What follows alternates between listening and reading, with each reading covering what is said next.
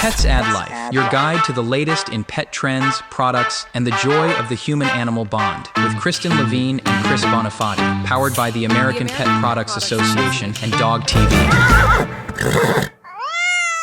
Hello and welcome to another episode of Pets Add Life. I am Chris Bonifati, and she's from the future and here to save the day. It's Kristen Levine. Hey, Chris. Here I come to save the day. Yes, how are you doing? Did you get the heat wave that we got up here? Oh my gosh, we did. I don't think it was as bad as what you had, but it was pretty hot, pretty uncomfortable. What kind of numbers were you putting up down there? Early, like low 90s. Oh, okay. Yeah, that's low we 90s. hit 103.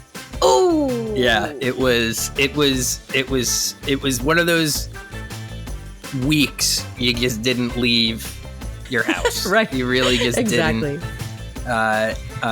But Hope was getting a little stir crazy, so we made a run for ice cream at one point. And oh yeah. There's nowhere to eat inside because everybody's eating their ice cream inside. And in like the 5 minutes of being outside, you should have seen the ice cream that was melting. It was incredible. It was incredible. You had to like speed eat your ice cream. Yeah, really eat it, which is not good for my belly. It was not good for my belly. Nobody slept well that night. But nonetheless, we've got a great show lined up for everybody. As always, we are going to be sharing 2 stories, sharing 2 products, sharing 2 guests, and sharing 2 of your questions. That one doesn't really work with share, but we're going to share them anyway. We're going to share 2 of your questions. So without further ado, let's get into story time. Kristen and Chris present Story Time. All right, Kristen, you wanna lead us off? I'd love to. So my story is, this is a great way to help your pooch stay cool this summer. So there is a company called Swimply, which is, I didn't know this, but they are the Airbnb for pools. And they just announced a couple of weeks ago that they're expanding to include pet-friendly pool rentals.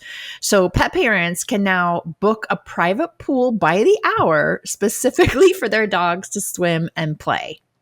So I thought that was pretty cool. I've heard of Sniff Spot, which is where you can rent somebody's backyard or piece of property for your dog. Yes. But Swimply, yeah, this is really kind of cool. That is really cool because you're not really supposed to let dogs in normal pools. You need like special filters, especially if you have like a long-haired dog. So it can be tough to find that kind of thing. Exactly. And what's interesting is that this company's been around for a few years, but in 2024, they had a 700% surge in pet-related inquiries. Huh. So the demand just became impossible for them to ignore. So they decided to, allow dog-friendly pool rentals. So they currently have 1,500 dog-friendly pools on the platform, and they're expecting 50,000 dogs to enjoy pool experiences this summer. So that's amazing. Yeah, isn't that cool? You got to cool the dogs off, cool them off. That's right. Yeah, exactly. Hope and I were exploring our town a little bit, and one thing we noticed is that the splash pads, like the little water parks. And I'm not talking water park like Six Flags. Like imagine like a park that has water features to it. All of them in Norwalk are no dogs. Really? Yeah. Oh. Pretty much every space in Norwalk that is really designed for children and families, they don't allow dogs. And we do have a beautiful dog park with like a pond that they could jump in and everything. A huge dog park. Like really large plot of land. But yeah, there's no shared spaces. There must have been an incident at one point down the line, because even the beach with the park. So it's no dogs on the beach either. Yeah, no dogs on the beach. But you got to keep them dogs nice and cool this summer. Well, you got Swimply, so there's your backup plan. You got Swimply. That is great.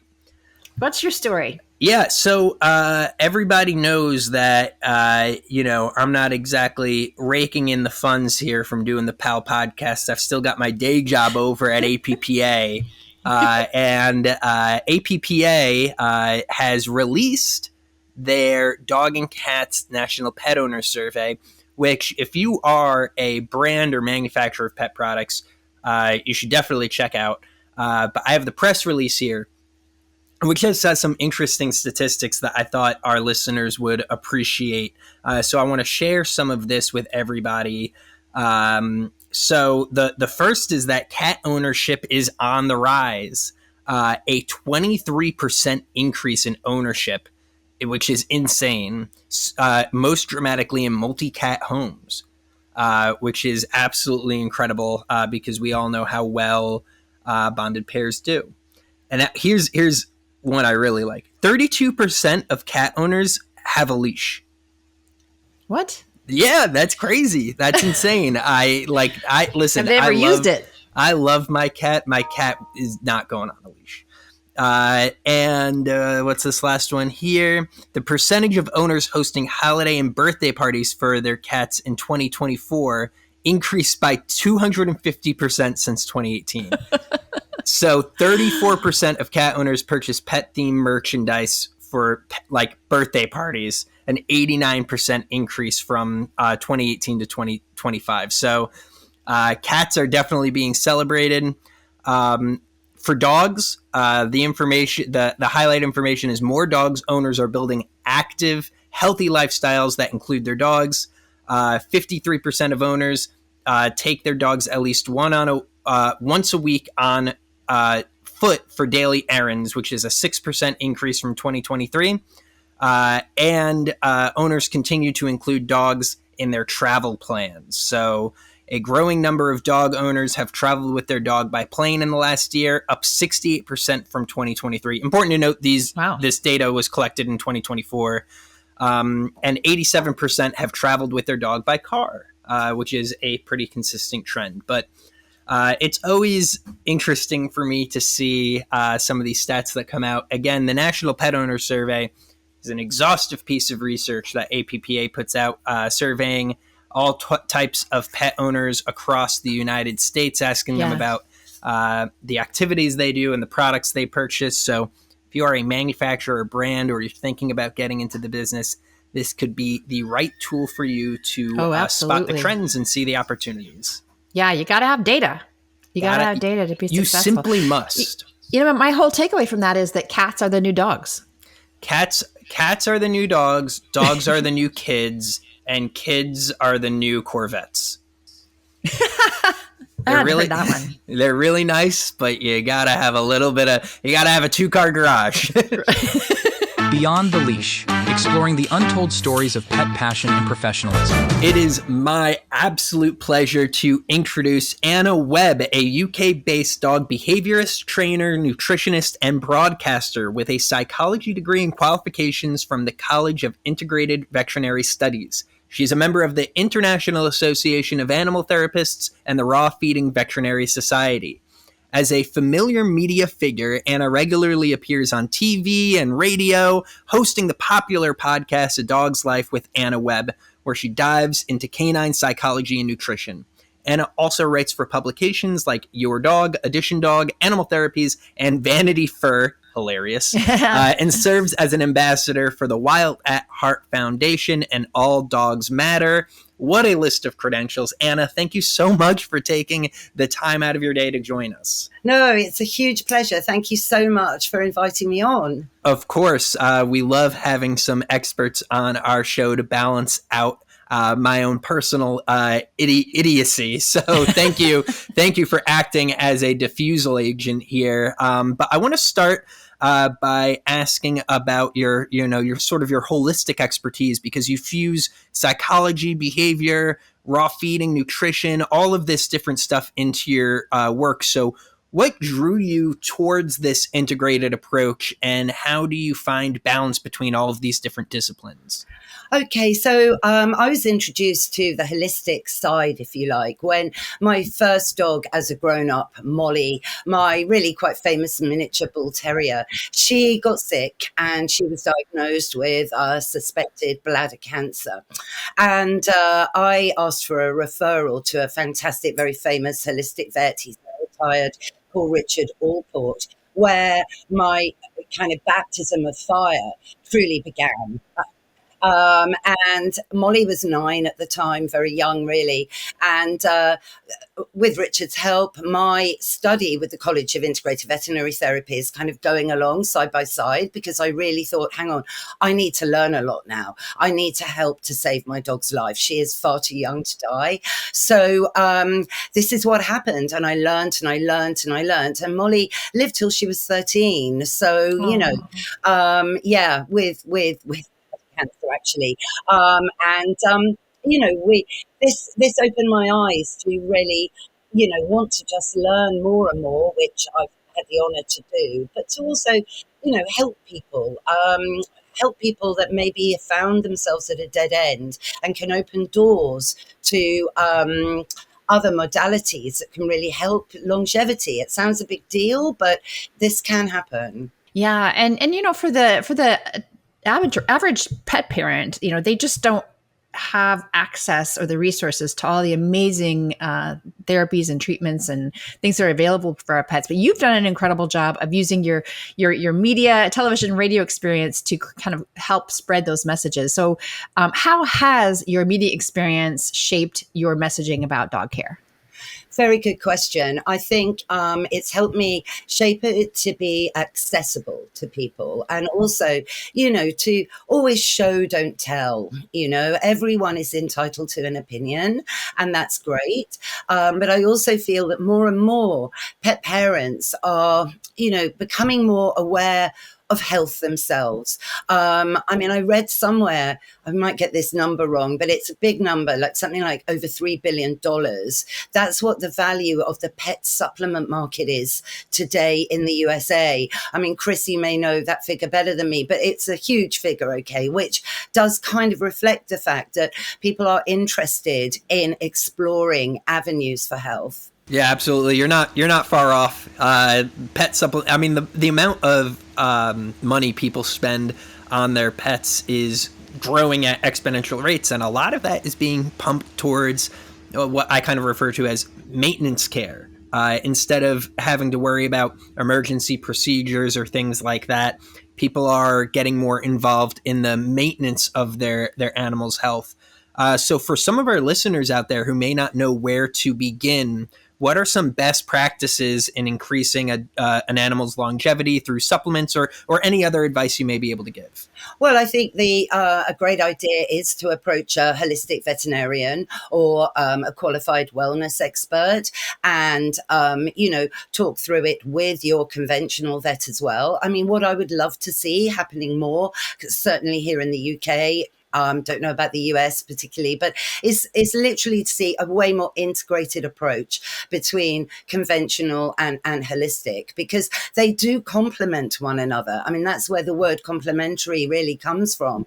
And I think that would be a great step forward, rather than people being kind of stuck in their grooves and contradicting one another maybe sometimes, and so on. And I just think it's our duty of care, you know. We're the guardians to sentient creatures that we form deep bonds with.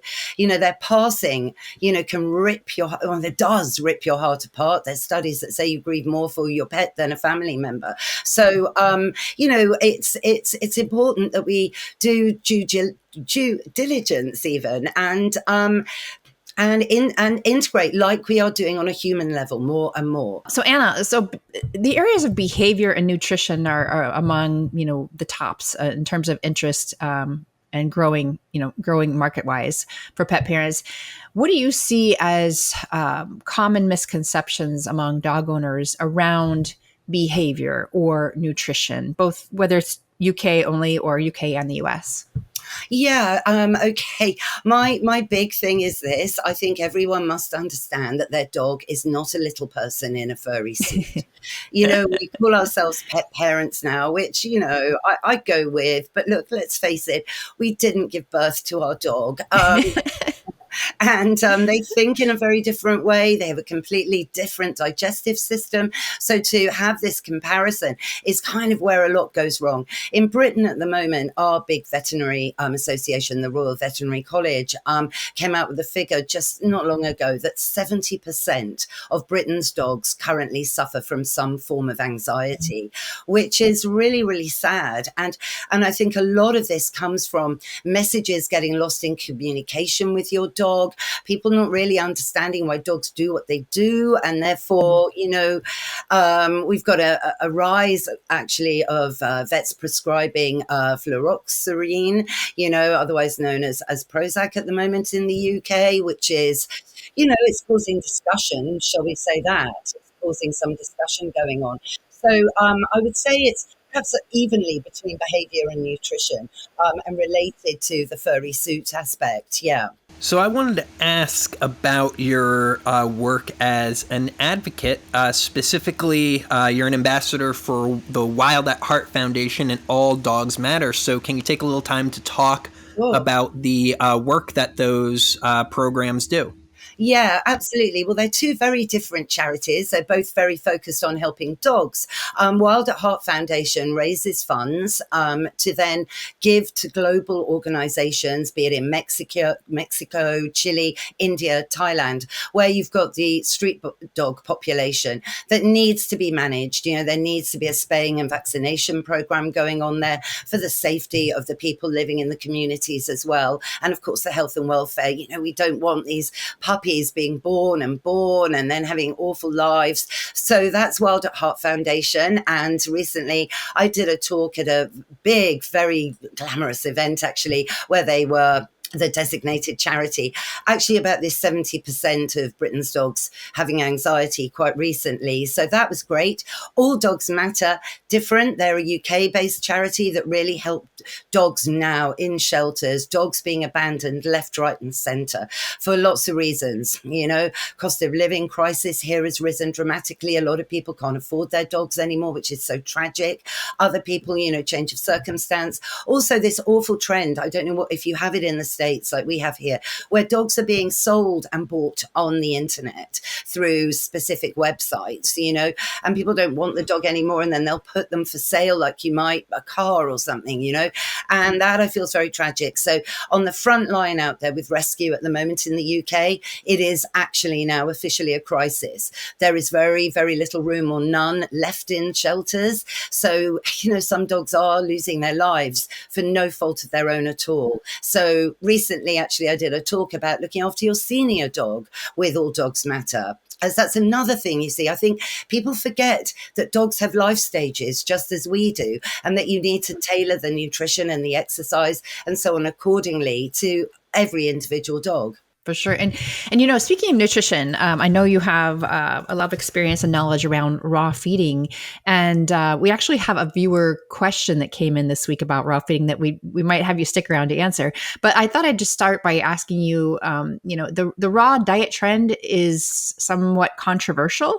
So what key advice would you give our listeners that are interested in learning more about raw feeding? Absolutely. Look, it's the same over here, perhaps controversial. I don't personally think so. I think it's normal and natural. I grew up in a household where we fed our dogs on meat, and they ate meaty bones. And then I basically channeled all of that into my first miniature bull terrier. We mentioned her, Molly, back in 2002. And raw green tripe was a great favorite of hers.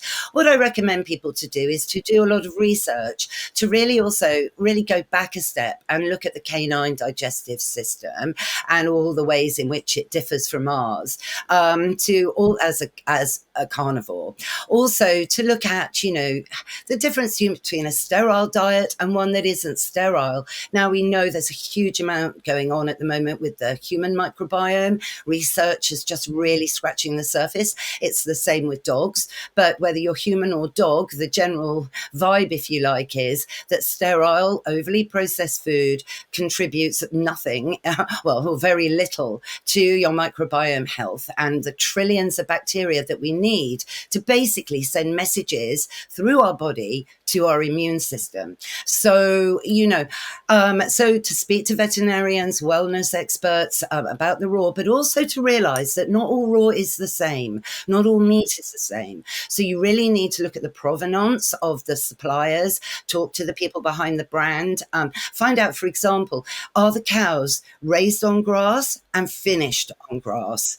Obviously, choose organic meats if you can over non-organic because of, the antibiotics and so on that may be filtering through the system. Amazing. Anna, we are coming up on time here, but before we let you go, where can our listeners and viewers find you and learn more about your work or catch some of your shows and programs? Okay, great. Well, my podcast, A Dog's Life, streams on all channels. It's a weekly show.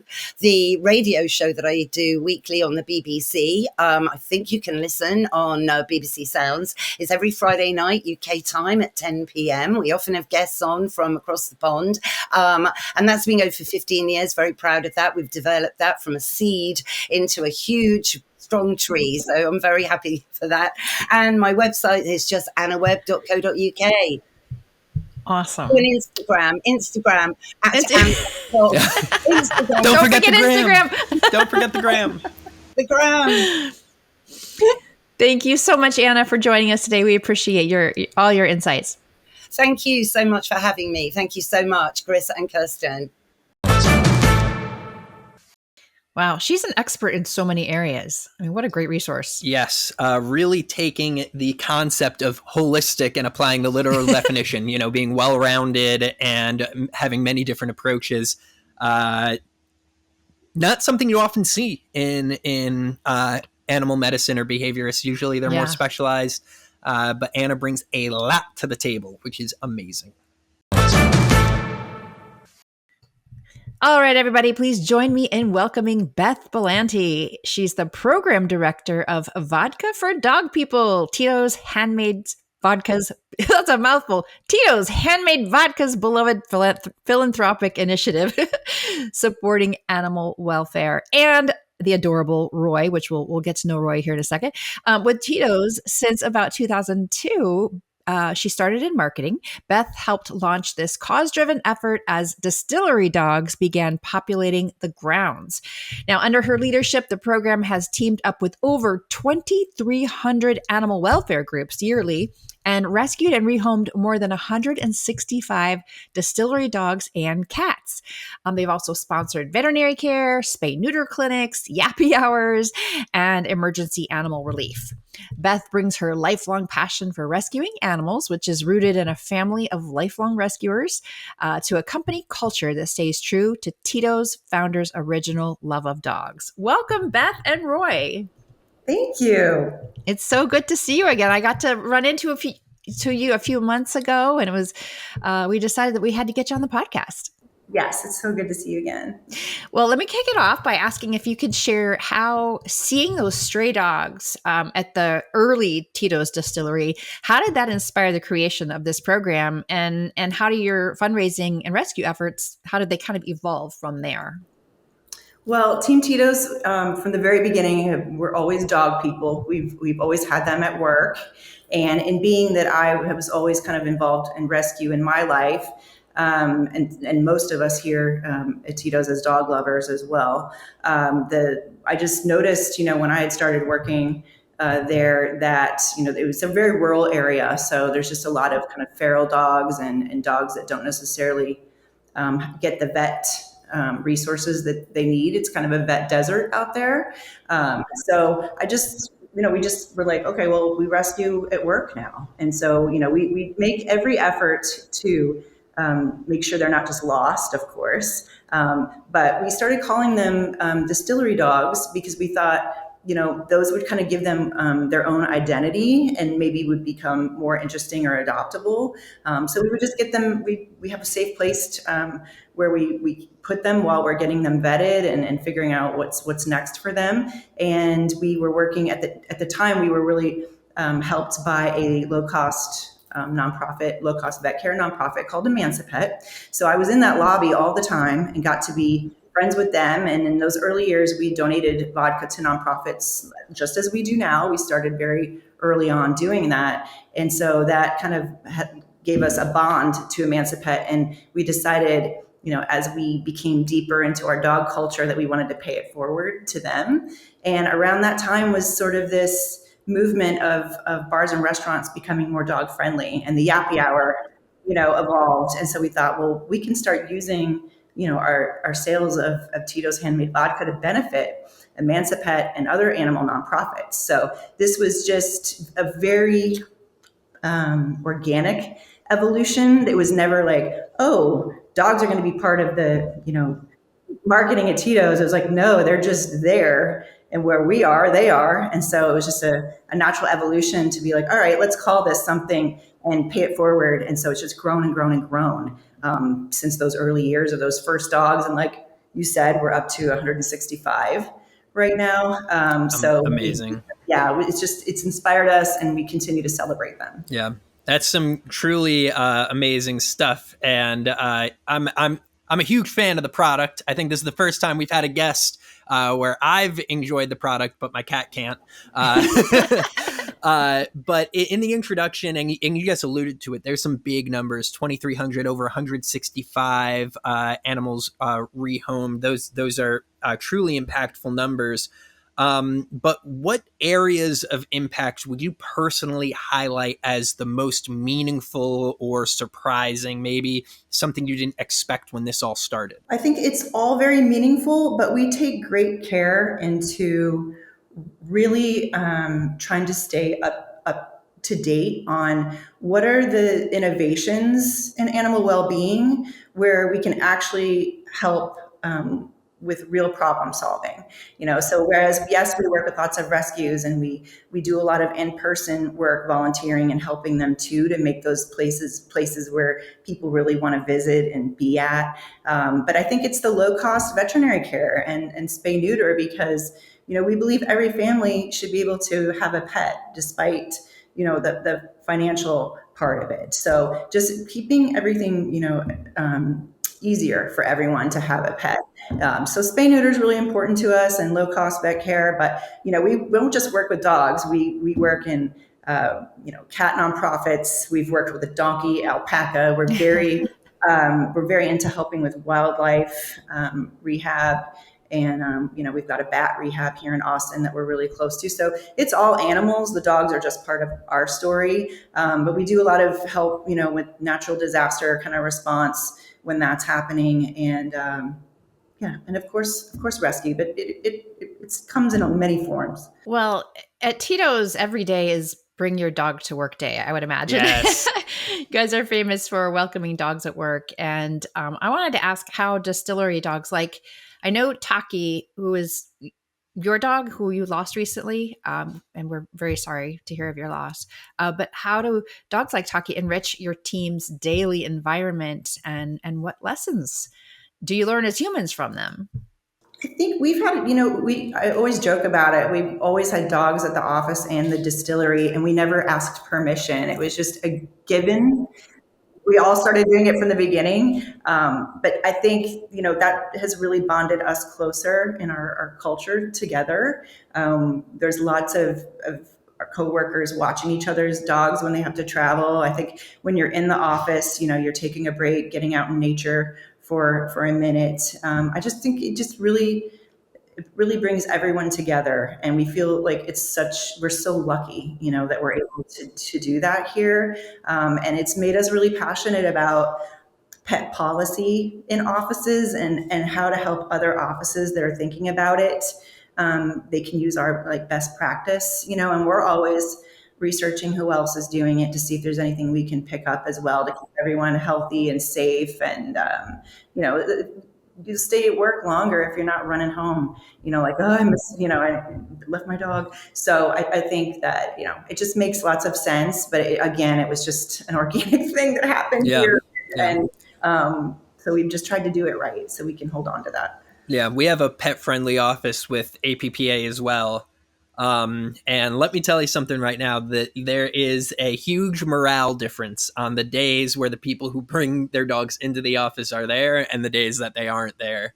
And, you know, one of the things that was important to us is we did a big move recently, and we were moving offices, and, you know, you go with the realtor and you see all the different spaces, and we eliminated any space that was not flexible with their animal policy. And I think it's really important for any company that wants to be pet friendly and pet forward to include that in their thinking, because that's going to shift the culture around office space. I mean, commercial real estate's hurting right now post COVID, and a lot of people working remote. So if you are like a Tito's or like an APPA, and you have a little bit of power to swing, use it to find real estate that is animal friendly.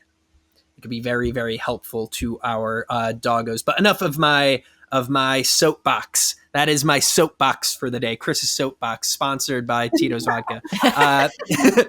But speaking of which, you've got the Vodka for Dog People merchandise storefront.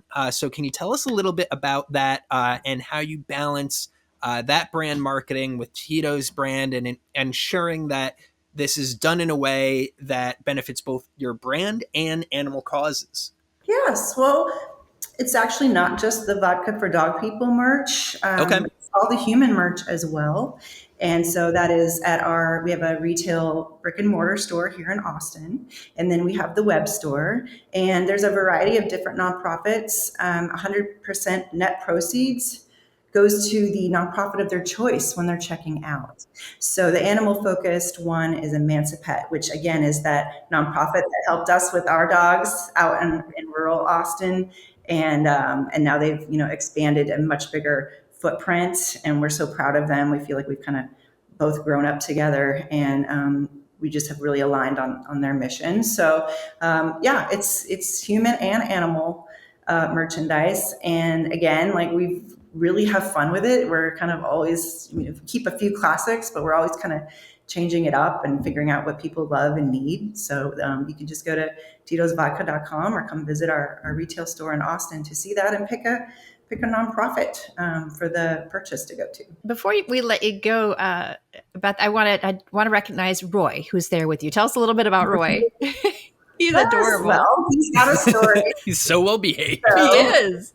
I feel like he can tie this whole thing up because Roy was an adoptable at a Take Your Dog to Work Day yappy hour. Oh my goodness. Austin, and I had never really had little dogs before. I was always a big dog person, or I was taking the big distillery dogs, and adopting them myself a lot, which was Taki, who's behind me. So Roy was up for adoption, and I think we picked him up and never put him down. I think he's yours.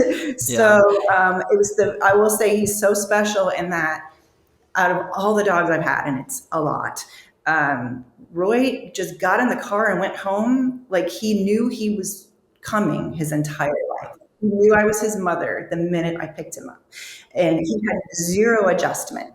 He just was very matter of fact about coming home. I mean, I'd never seen anything like that. So that was in 2017. So he's a little bit of an older man now, but he was a stray in Bastrop, Texas. And he's just a lovely gentleman. I love taking him everywhere. He is a lovely gentleman. Yeah, yes. He is. And for those of you who aren't watching this on video, man, I always tell you, you're missing out. Because he has just been so polite and sitting there like he's just chair number 2 waiting for his turn to talk.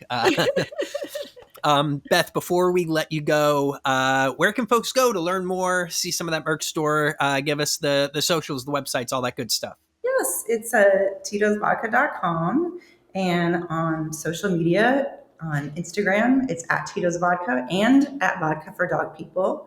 And on Facebook, it is just Tito's Vodka. And you will see a lot of dog content. Yes, I've been there. And on the website, we use all of our own office and distillery dogs, and all of our images, everything you see are literally our dogs. That's amazing. So, That's awesome. Roy's on the website, I believe. Yes. Roy, you're a model. Yes. Well, Beth, thank you so much for joining us today and for all that you and Tito's and Vodka for Dog People does for pets. We greatly appreciate it. I appreciate you. Thanks for having me. Isn't that a brilliant concept? I mean, vodka for dog people. Yeah. Big fan of the brand. Not in a problematic way. I don't want people to get the wrong idea. I'm not that big of a fan, but an occasional fan. Yeah, we got a bottle on hand. Yeah. You gotta keep the bar stocked for guests and stuff. But and the mother-in-law. And the mother-in-law loves Tito. Shout out to Hope Marine. If you're listening, we're keeping it stocked for you.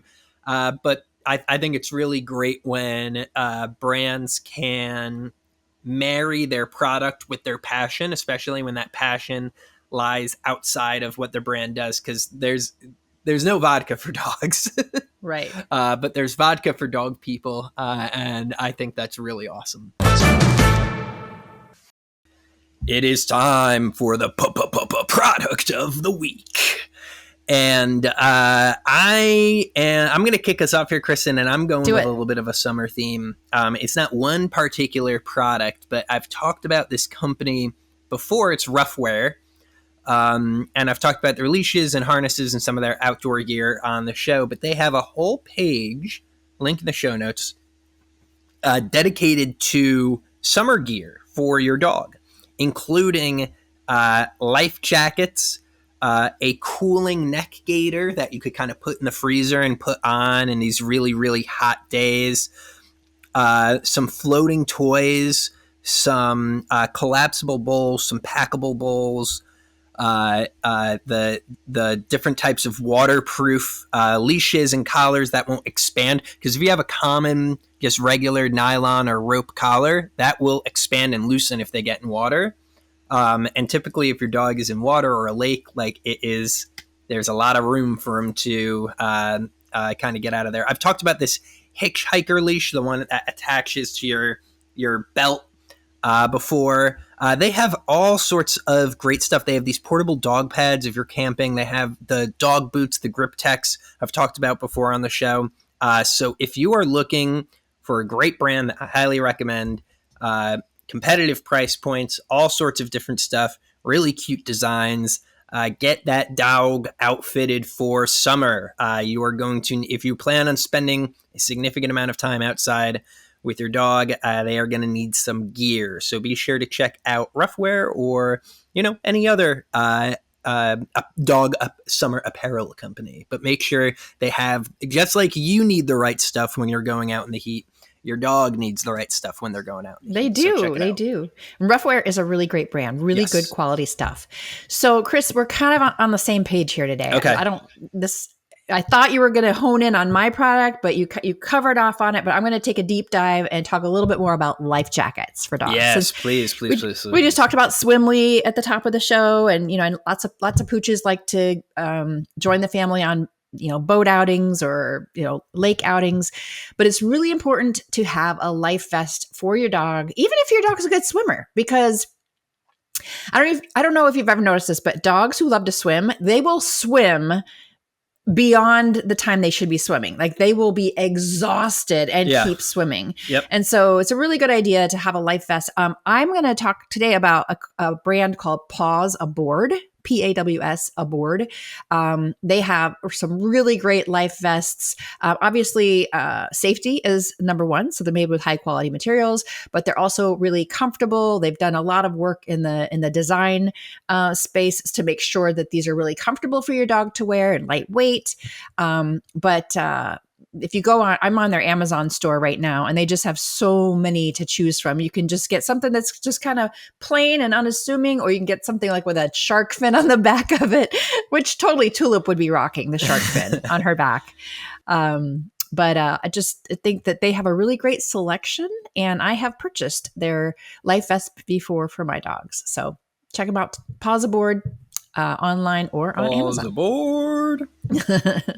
Super important stuff there, Kristen. Definitely. And you know what? If you're out there in deep water, you wear a life jacket too. The number of people I see on my parents' lake swimming around, no life jacket, it's like, man, what if you got a cramp? And now somebody's got to get in there and save your sorry ass. Just wear the damn life jacket. Q&A's. All right, Kristen, it's time for our favorite part of the episode. That's right. We're going to answer 2 questions. I don't know why my cadence is so off. My cadence is all over the place. I sound like a mid-Atlantic guy calling a horse race. That's right. People, step right up. You could have your question answered here. Coming around the corner is our first question. And I know what you're thinking, people. Why is Chris talking like that? Well, the answer is simple. He wants you to write in your questions. Head on over to petsaddlife.org/podcast. And you'll see a little form right at the bottom of the page to submit your question. Or if you are feeling as brave and stupid as somebody swimming in a lake without a life jacket, you could record a voice memo and you'll hear your question played live on air. Enough of Chris. Let's get into our question for Kristen so that I could shut the heck up and we could hear from some people who matter. Let's see, Kristen. I have a question from Maria in Denver, Colorado. And thank you for your question, Maria. She asks, my senior dog is stiff in the mornings and struggling with stairs. When should I talk to the vet, and are joint supplements or therapies effective? This is a really great question and a very common thing that older dogs struggle with. Now, you didn't mention, well, you said senior, so we'll assume he's obviously up there in age, because believe it or not, your pet can be considered senior at like 7 years old, depending on the breed. Usually the larger the dog breed, they become seniors at an earlier age. But I would say talk to your vet right now. If you're, Chris and I have talked about this a lot on the show, animals are so great at masking pain. So if your dog is exhibiting signs that he's uncomfortable or ouchy, he's probably in more pain than you even know. So not to scare you or freak you out, but I would definitely make that appointment with your vet today. When it comes to arthritis, osteoarthritis in dogs, very common. I'm not saying that's definitely what it is, but quite possibly could be. There are some great supplements. There are even medications that reduce the inflammation, that help our pets, get around more comfortably.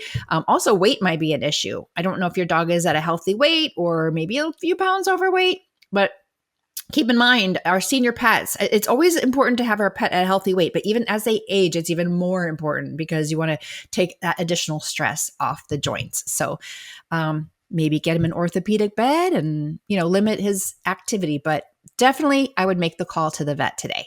That is great advice. Yeah, I think that key point about animals masking pain is incredibly true. Tiger's going through a tough time right now with all sorts of problems. I mean, she's 22. Name a problem she ain't got. Poor thing. But just recently, she's going through this issue too, not going up and down the stairs, and all sorts of issues in her joints. And she's a little too far gone for supplements. But because we were giving her a healthy, balanced diet and some supplements all throughout her life, she made it to 22 before those hips gave out, which is incredible. So, talk to your vet, work with your vet. I only did that because a vet told me to, not because I am on a podcast or anything, because my veterinarian gave me really good advice. So do the same. Do the same, Maria, and thank you for your question. All right, Kristen, I was staring down the barrel of these questions on our little show notes here, and I feel like I shouldn't be answering the one that you're going to be asking me. So we're gonna phone a friend here. We're calling back in Anna Webb from the UK. Hey, taking Anna. some time. Hey. Welcome back to the program, Anna.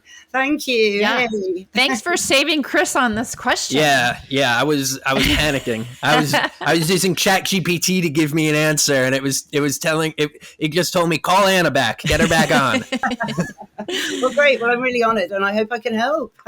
Okay. So, Anna, I'll read you this question. This comes from one of our listeners, David in Houston, Texas. He says, I've been reading about raw diets for dogs. Can you explain the benefits and risks and how to switch safely if I want to try it? Okay, so David in Texas, I think you need to research the brand, which I mentioned in a podcast that I've done and with you guys, to make sure that the meat is as ethically reared, organic if possible, without antibiotics and finished on grass. That way you're ensuring that the meat is a really, really good quality meat. The reasons to feed raw, look, it's a biologically appropriate diet for your dog. Dogs are not little people in a furry suit. Dogs hardly produce any amylase, which is the sugar digesting enzyme, compared to us. We produce gallons of it from the moment food goes into our mouth. Hence, we're very good at digesting complex carbohydrates like pasta, sweet potato, and so on. Dogs really aren't. So any ingredients like that, literally, I'm afraid to say, kind of just go through your dog. And what doesn't have a really good effect at a cellular level, because dogs aren't meant to eat potatoes, really. Think about it. So dogs are meant to eat meat and a small amount of,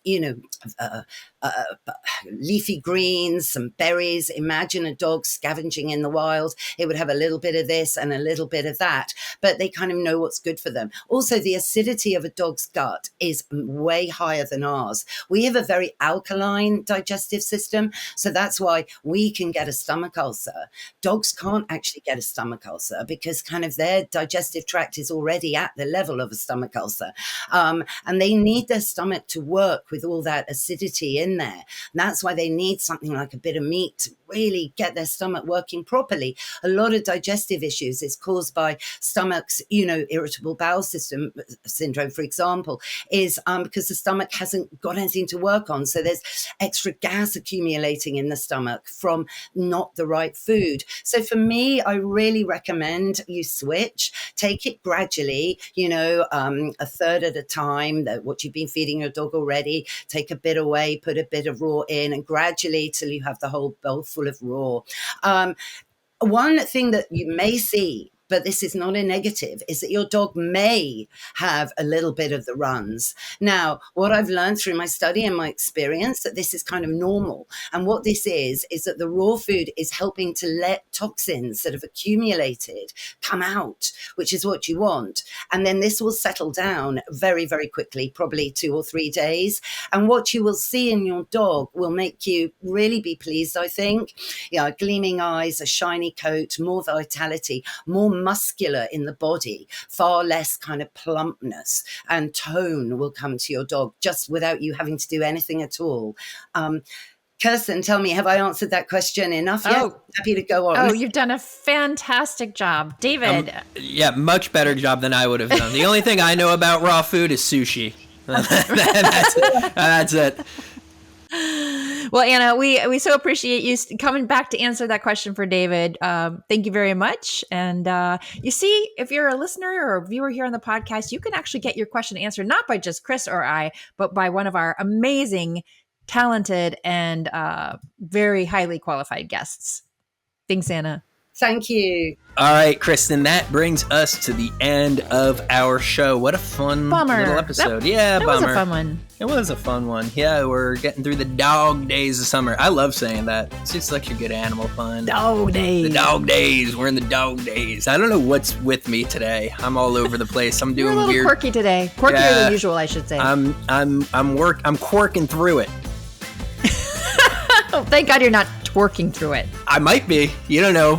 You can't see my lower half on camera. This is a top half program, a family-friendly top half program. Yeah, thank goodness. Thank goodness is right. But hey, listen, we'll be back next week. New episodes every Tuesday wherever you enjoy your podcasts. And if you aren't already, enjoy us in beautiful video format on the dogTV YouTube page, on your dogTV subscription. If you don't have one already, check that out. Or dogTV's Amazon Fast channel, dogTV Unleashed. Pets Add Life, your guide to the latest in pet trends, products, and the joy of the human-animal bond, with Kristen Levine and Chris Bonafati, powered by the American Pet Products Association and dogTV.